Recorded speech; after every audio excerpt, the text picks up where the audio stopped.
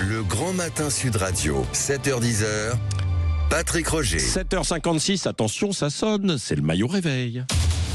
Le maillot réveil. Avec Régis Maillot, comme chaque matin du lundi au jeudi. Bonjour Régis. Bonjour Patrick, bonjour à tous. Juste avant que vous ne démarriez votre chronique, je voudrais vous alerter sur quelque chose qui m'a un peu interpellé. Là. Oui. Dans la région de Rouen, il y a un pâtissier qui propose maintenant une galette des rois sans gluten, on en a parlé, et mon cher Régis, c'est remboursé par la sécurité sociale aux personnes intolérantes au gluten. Eh ben, j'ai envie de dire merci Patrick. Ouais.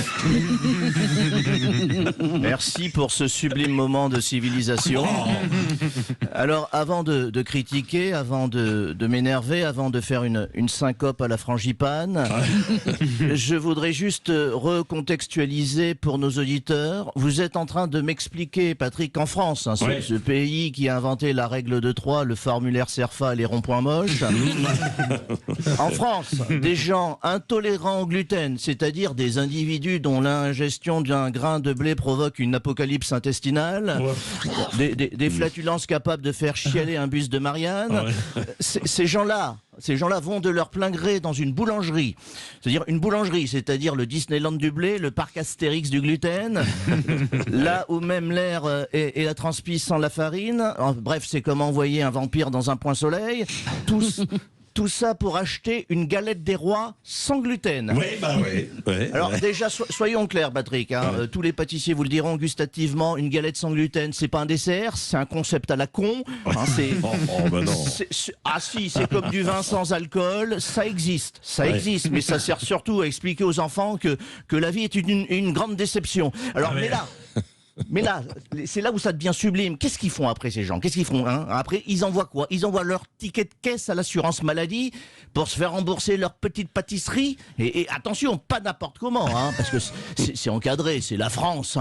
Tu manges ta petite galette, tu gardes le ticket, tu fais une photocopie, tu remplis un formulaire en triple exemplaire et dans 6 mois, tu récupères 3,80 €. Et pendant ce temps-là, ton pays, il s'est effondré, mais toi, t'as eu ton dessert subventionné.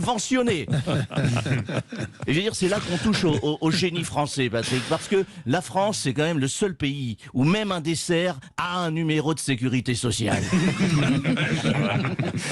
Je veux dire, la sécu à la base, c'est fait pour soigner. Maintenant, c'est fait pour digérer.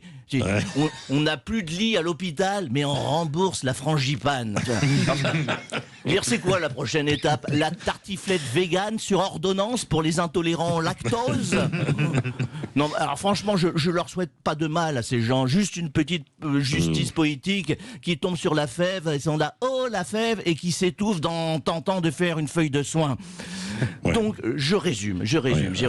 On habite un pays où tu peux te faire rembourser un dessert à condition d'être malade, de prouver que tu l'as mangé et de joindre le reçu à la sécurité sociale.